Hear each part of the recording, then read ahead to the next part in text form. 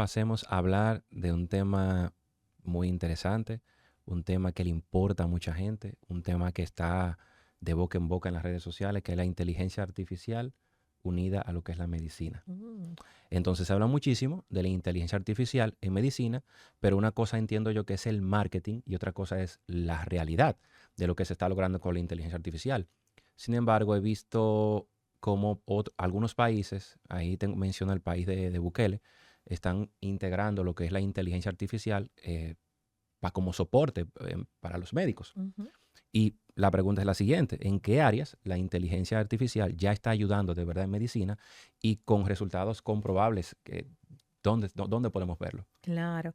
Mira, los médicos desde hace mucho tiempo, aunque no bajo el concepto de inteligencia Ujú. artificial, pero hace muchos años que ya venimos utilizando la tecnología a nuestro favor, con modelos de calculadoras de riesgo para poder establecer, de acuerdo a tu edad, peso, los medicamentos, antecedentes, un sinnúmero de cosas, cuál es tu riesgo de ciertas enfermedades, Sí. pero desde el inicio de la humanidad. Entonces, ahora con el advenimiento de la inteligencia artificial, eso ha tenido un nuevo repunte, incluso máquinas como las endoscopías, que hoy en día casi te detectan a nivel histopatológico lesiones que podemos ver, están ayudando mucho a hacer diagnósticos quizás más precisos. Pero esto no es como las personas piensan o están utilizando, que van a meter sus síntomas, como dice un paciente mío, en el doctor Gregorio Pérez Mm. Troncoso, alias ChatGPT, y que va a tener un diagnóstico que va a sustituir el criterio médico. Todos Mm. sabemos que la inteligencia artificial puede tener alucinaciones y aunque si tú sabes meter los prompts exactos, tú puedes tener algo muy Muy certero, certero. pero no todo el mundo conoce la guía 2026 del ACC que dice sobre hipertensión. Tú como paciente que no eres médico, Sí. desconoces quizás estas guías. Incluso nosotros ya tenemos, que salió casi al mismo tiempo, una inteligencia artificial donde nosotros podemos hacer ese macheo quizá de guías Sí. médicas y obtener rápidamente información, que es el Open Evidence, que es como se llama la página, que es solamente para médicos. Entonces, la inteligencia artificial al final es buenísima siempre y cuando se utilice de la manera correcta. No viene a sustituir jamás al criterio médico, porque la inteligencia artificial, a diferencia de los médicos, no te examina y para poder tener algunas enfermedades todavía, como decía un profesor mío, el médico que no mete la mano, mete la pata. Entonces la inteligencia artificial no te va a meter la mano, por lo cual puede meter la pata. Y ya hoy en día, incluso en Japón, creo que es en Japón, en alguno de esos países asiáticos, hay un hospital que trabaja con 2 médicos y todo el resto es inteligencia artificial. O sea, Wow. la inteligencia artificial no viene a sustituir al médico, viene a ayudarle, Ayudarle. quizás para bajar un poquito la carga laboral, porque como dije también en inicio, a nivel hospitalario la carga laboral de los médicos, de los residentes es muy alta y la inteligencia artificial nos ayuda, nos soporta bastante para poder quizás, que es lo que yo visualizo en el futuro, tener una medicina mucho más humanizada, que las máquinas hagan el trabajo mientras yo te toco.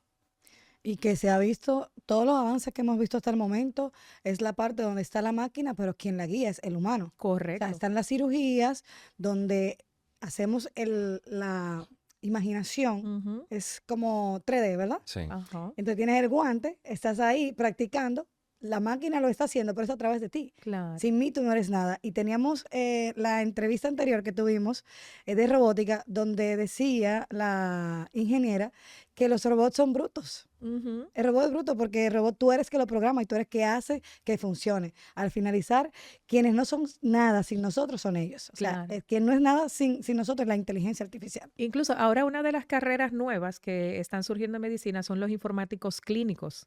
Son médicos, yo quería formarme en eso, pagan muy bien.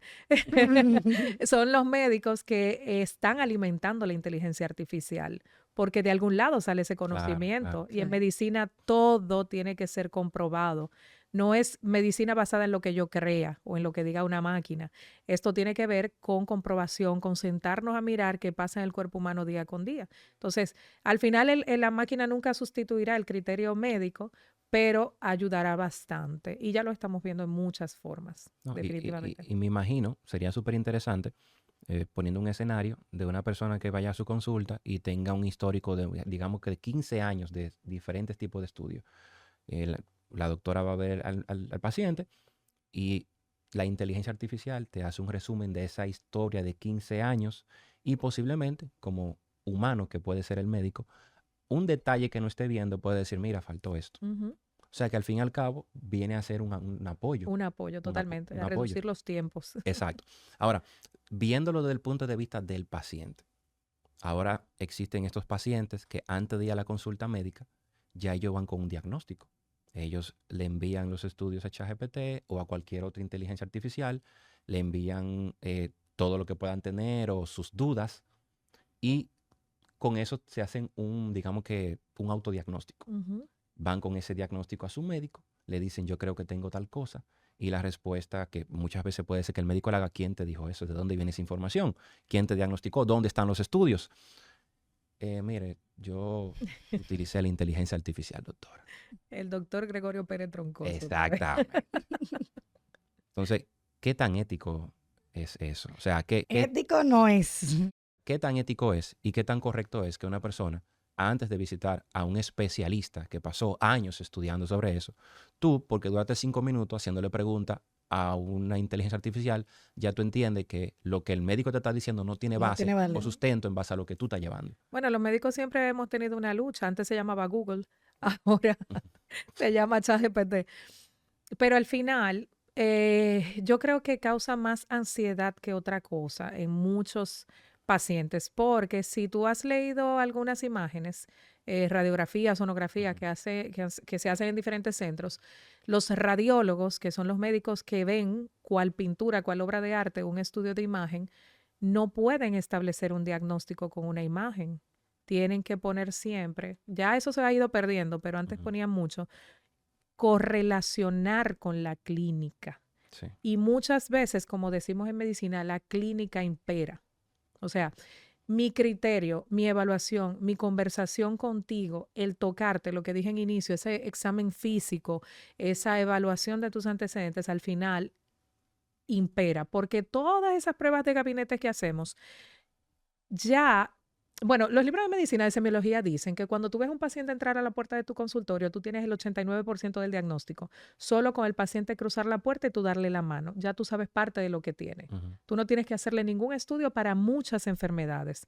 Entonces, los estudios de gabinete que nos apoyan es para yo decirte o demostrarte a ti eso que tú tienes, sí o no.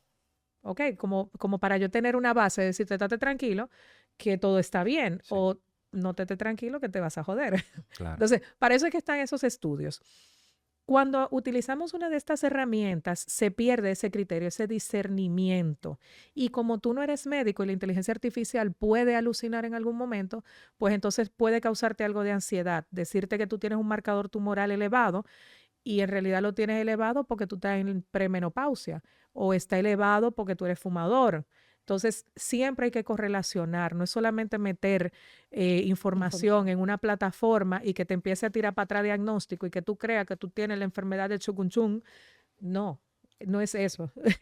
O que posiblemente te diga, no, eso no es nada. Y Correcto. sí sea algo. Y sí sea algo que ha pasado también a la inversa. Esos son síntomas relacionados con gastritis y un infarto de la cara inferior del corazón. Entonces, al final, hay que tener mucho cuidado con estas cosas y el criterio. Yo a mis pacientes, como he dicho a lo largo del programa, bromeo mucho. Y yo tenía un paciente, en paz descanse, que él leyó todos los estudios que yo le mandé a hacer, un ejecutivo muy ocupado, y todo estaba bien. Le dijo a su asistente, que era amiga mía. Cuando muere, me llama ella, Milagros, se murió don fulano. ¿Qué pasó? Tú le dijiste que todo estaba bien. Yo estaba preocupada. Yo, ay, Dios mío, que yo le dije que todo estaba bien, el hombre se murió. Me pongo mala. Voy a la computadora y veo el expediente. No, pero don fulano no volvió a mi consulta. Uy. ¿Qué fue lo que pasó? Y cuando ella me dice, él leyó que todo estaba positivo, todo estaba bien. Y yo le digo, mándame ese estudio que dice que está positivo. Cuando me manda positivo, era una prueba de esfuerzo que estaba positiva para cardiopatía isquémica. Y él entendió, buscando en Google, que positivo era que estaba bien. Y eso fue un infarto y una muerte que se pudo prevenir. Oye, pero deberíamos Las cerrar aquí señales. con eso. Él hizo su traducción, informó que todo estaba bien y todo estaba Y todo mal. estaba mal, en realidad. ¿Por qué? Porque había que correlacionar ese estudio quizá con su colesterol, con todo lo Sí. demás. Como él metió solamente el dato en Google, de que la prueba estaba bien, pues eso quiere decir que tu corazón está bien y murió. No, y nosotros mismos queremos hasta leer los resultados. Tú Sí. ves que los laboratorios más conocidos, dígase Amadita, referencia, ellos tienen ese rango de lo que está bien, ya cuando está elevado o cuando está bajito, según sea el estudio. Ujú. Y ya uno lo lee y si está dentro del paréntesis, no hay nada. Pero como predictor de riesgo, los valores de nosotros pueden ser diferentes a lo que Diferentes. pone eso.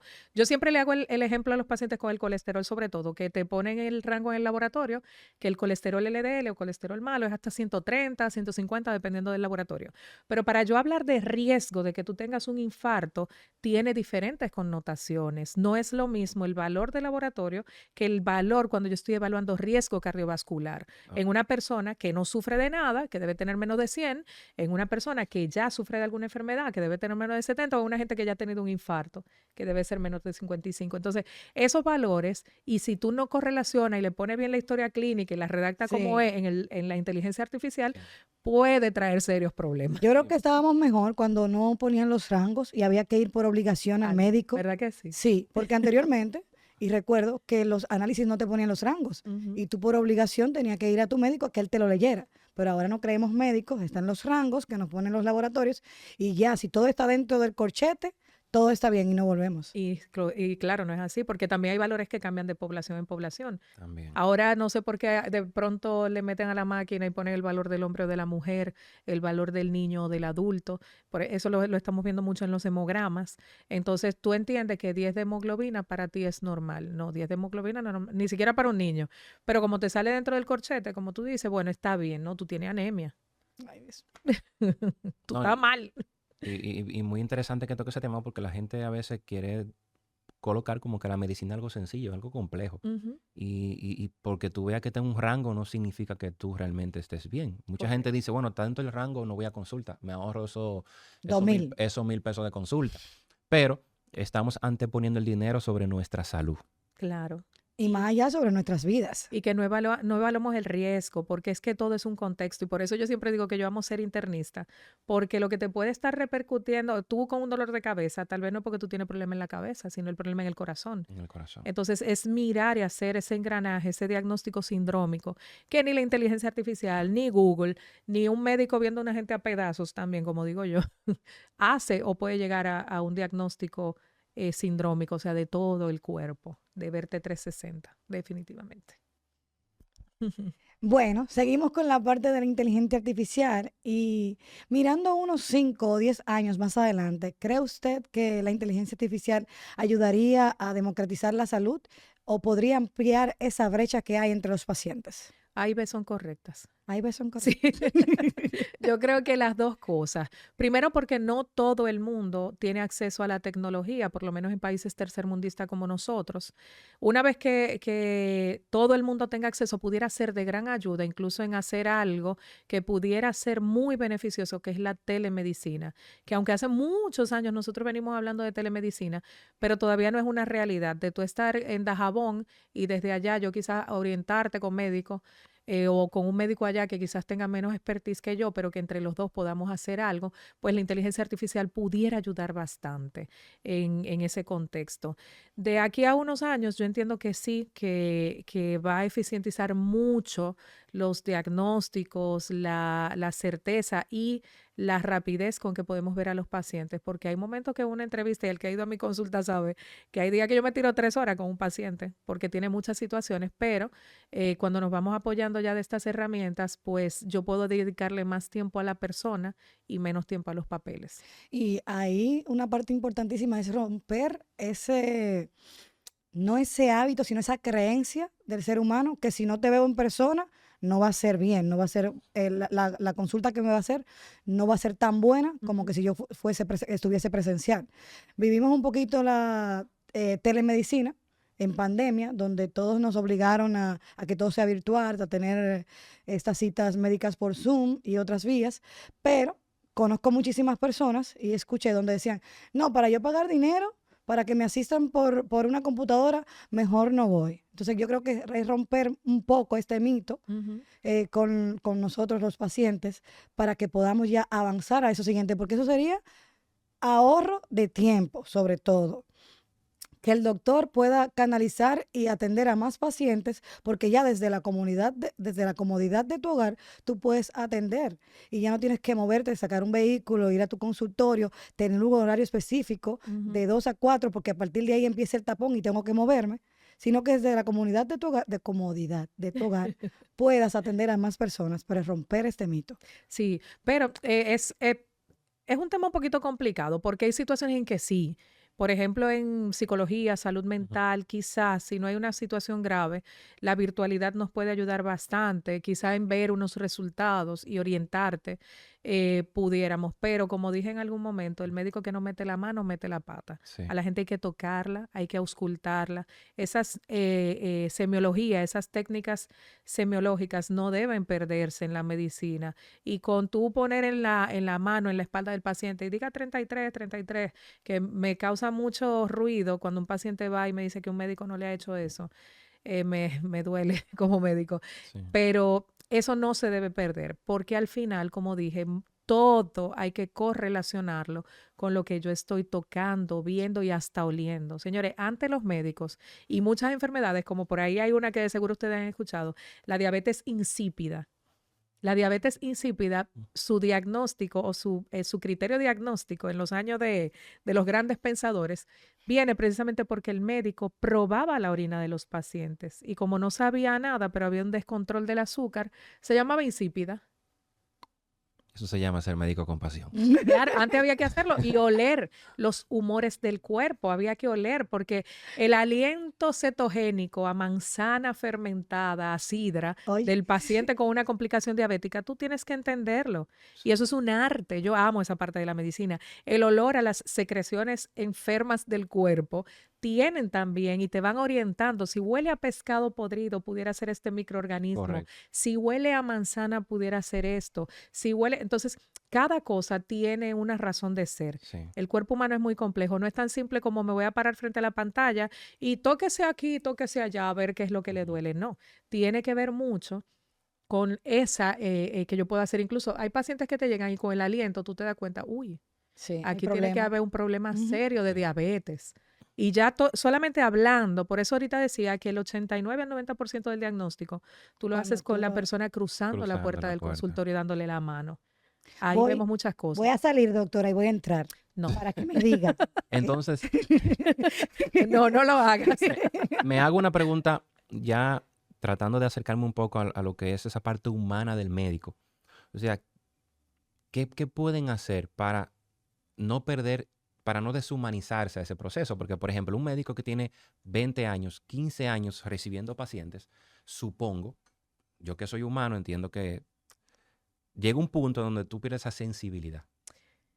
Entonces, ¿de qué forma se puede manejar? ¿O es que es falso? Realmente llega un punto que es imposible tú deshumanizarte con No, casos que te llegan. yo creo que el médico nunca se deshumaniza, ¿Usted cree, doctora? 100%. Te lo puedo asegurar, como que estoy en la cabeza de todos mis colegas en este momento. Al contrario, uno se humaniza y se sensibiliza mucho. ¿Dónde ha venido quizás el problema de la medicina? Y eso yo siempre, o últimamente se lo digo mucho a los médicos más jóvenes, es que hemos despersonalizado la medicina. Entonces ya los pacientes no nos ven como nos veían antes. Ahora cualquiera que tiene acceso a un celular puede entender que puede hacer un diagnóstico y un tratamiento. Sí, Hay mucho charlatán en las redes sociales sí. dando consejos que después somos nosotros los que tenemos que resolver en una Resolver sala de ese problema. hemodinamia. Entonces, si el otro cobra en dólares y tú cobras en pesos, el otro sabe más. Y se ha armado como una competencia que ha llevado a que los médicos en cierta forma también estemos desmoralizados. Además de otro tema interesantísimo, que son las demandas médicas. Ya el médico, con precisamente ese libre albedrío que se le ha dado a la gente, antes nosotros hablábamos de una medicina paternalista, que es donde el médico era como tu papá y te decía, usted está enfermo y cállese la boca, use eso y venga la semana que viene y ya, y usted no podía ni preguntar. Se ha hecho una medicina un poquito más libre, pero también esa libertad le ha dado poder al paciente de refutarle al médico ciertas cosas y entender que, por ejemplo, el caso de inicio del muchacho que tiene varios días con un dolor en el estómago, llega a la emergencia y se muere porque tenía 7 días con un dolor en el estómago y era un infarto, dicen que la emergencia lo dejaron morir. Entonces, ya el médico no ve al paciente como una persona que yo quiero ayudar, sino mi enemigo y una persona que potencialmente me puede demandar. Y cuando eso empieza a suceder, como ha pasado en países como Estados Unidos, pues entonces se despersonifica la medicina y por eso podemos entender que hay una falta de sensibilidad o una deshumanización de los servicios de salud. Pero tiene que ver con eso porque yo como ser humano sé que la persona que tengo enfrente puede ser potencialmente el que yo esté viendo la semana que viene en un tribunal. Entonces, tenemos miedo los médicos, no te voy a decir algo diferente, tenemos temor de que yo tratando de ayudarte en una ciencia tan inexacta, yo cometa un error y tú acabes conmigo y con mi familia y con mi integridad. No, y viéndolo desde la época, yo siendo un niño, todo el mundo veía en ese momento, o así lo veo yo, Ujú. al médico como si fuera un superhéroe. Un Sí. héroe. Así es. Ya no nos ven Es así. un tema que se habla poco, Sí, sí. pero en la infancia que yo viví, cualquier médico era visto como un superhéroe. Vamos al médico Admirable. y tú llegabas donde Sí, ese sí, sí. médico y tú veías, el aura que tú sentías era una aura poderosa. Yo digo Pero que ahora la gente, entiendo que las redes sociales también y mucha gente que habla de manera negativa de los médicos, que solamente quieren el dinero, que solamente quieren, no, es quieren que medicarte, que solamente, o sea, entiendo que se le ha hecho un daño al médico Sí. también. Ujú. yo creo, 100%. yo creo que yo tengo en mi creencia 3 profesiones que el dinero no alcanza para pagarles. Y que estas 3 profesiones, cuando yo era niña, eran superhéroes y ya se ha desmantelado esa imagen que teníamos de eso, que son los médicos, los maestros Ujú. y los militares. Sí. O sea, Sí. había un respeto. Tu maestro era más que tu papá y tu mamá en Ujú. aquel entonces. Los militares, donde tú veías un militar en la calle, te paraba derecho, Ujú. por decir una frase. Y los médicos que tú era un dios. Sí. O sea, tú ibas a un consultorio y tú salías de ahí ya con una mentalidad diferente, Ujú. porque confiabas. Ahora tú llegas a refutar esa señora que estudió 10 años. tú Más. lle- Yo tengo 26 estudiando todavía y sigo estudiando. Bueno, que estudió todos esos años y tú llegas por una lectura a refutar todo lo que esa persona está diciendo. Yo creo que verdaderamente también la parte que ha influido bastante Ujú. es la que muchas personas, sin el amor a esa carrera, decidieron estudiarla Sí. por otros beneficios. Sí, Eso totalmente. ha afectado bastante. Y hay que ver las ramas, señores, porque no es verdad que el cirujano plástico va a buscar que tú manejes bien tu hipertensión. No. Él va a buscar que tú manejes bien tus curvas, tu lipoescultura. Entonces, eso cuesta dinero y no te va a mirar con ojos de yo te voy a ayudar, a menos que no sea una reconstructiva. Entonces, Sí. creo que nos han metido a todos en la misma bolsa Sí, y pagan justos por pecadores. totalmente. Pero eso ha influido mucho en esta deshumanización, pudiéramos decir, sí, de los servicios de salud. Pero no es que hemos perdido sensibilidad porque todavía nosotros lloramos a nuestros pacientes. Y hay médicos que en la noche no duermen pensando en que no he podido hacer el diagnóstico de doña Juanita y tan malita muriéndose en intensivo. Sí. Sí. Ujú. Y que llegan a ese punto de estrés que ya tienen que ellos mismos acudir a otros especialistas porque cargan Claro. con esas situaciones y la llevan a sus casas. Todos en algún momento hemos pensado en dejar la medicina. Todos los médicos. Todos. Guau. Y eso es grave. Señores, hemos tenido, la doctora nos ha dado cultura, nos ha dado medicina natural, nos ha dado inteligencia artificial, Hasta el pecho me duele. Yo Nos vemos en la consulta. nos ha dado mitos y realidades que nos han chocado a todos. A mí nunca me han hecho lo de la espalda y me han contado 23, doctora, por Pasa cierto. por mi ¿eh? consulta. Entonces, ¿qué más podemos decir? Que si pudiera usted dejarle a esta audiencia una sola regla práctica para vivir una vida mejor, ¿cuál sería? Ay, ay, ay. Los psiquiatras y los psicólogos ahora hablan de que de un día a la vez. Así mismo debería ser para todo en salud. Todas las decisiones que tú tomas con tu vida, con lo que entra y sale de tu cuerpo y lo que haces o lo que no haces, va a marcar el destino de tu salud, el camino de tu salud. Entonces, vamos a tomar decisiones inteligentes todos los días, pensando si este templo que papá Dios me dio necesita eso que está allí. Si yo necesito alimentarme de estas noticias, si yo necesito comer vegetales o yo necesito comerme una cosa que viene en una fundita. Vamos a tomar decisiones todos los días y eso va a hacer la diferencia. Y yo creo que a lo largo de lo que hemos hablado, la pregunta que yo hice en inicio se ha respondido, ¿verdad? Sí, de Así la es. expectativa de vida. La Sí. expectativa de vida. Literalmente yo tenía esa pregunta y hablando con ustedes, nos las hemos autorrespondido. Y es precisamente que con la prevención, con agarrar, ir todos los años al médico, empezar a llevar estilos de vida saludables, pues va cambiando la expectativa de vida de las personas. Así que los invitamos, y sí quisiera yo cerrar con esa parte, Sí. a que se hagan todos los años un chequeo, conozcan sus números, traten de volver a estilos de vida saludables, caminar todos los días, mover el cuerpo, aunque no logremos metas de quizá bajar de peso o algo estético, pero el cuerpo tiene memoria. Nosotros tenemos a nivel celular algo que se llama legado metabólico, que el cuerpo es bueno y recuerda que tú hiciste algo por él en un momento, así que ayuda a tu cuerpo. Excelente. Muchísimas Gracias gracias, por doctora. venir. Excelente. Gracias a ustedes por la invitación.